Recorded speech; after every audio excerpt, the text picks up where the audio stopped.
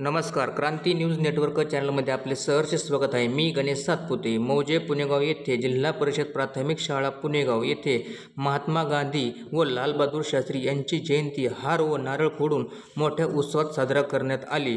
यावेळी सरपंच, उपसरपंच, शालेय समितीचे अध्यक्ष व ग्रामसेवक बोरकर साहेब व शिक्षक वर्ग, मुख्याध्यापक सर गाडेकर सर व चव्हाण सर, बारगाजे मॅडम यासह सर्व पालक वर्ग उपस्थित होते। बघूया पुढील प्रमाणे त्यांच्या प्रतिक्रिया।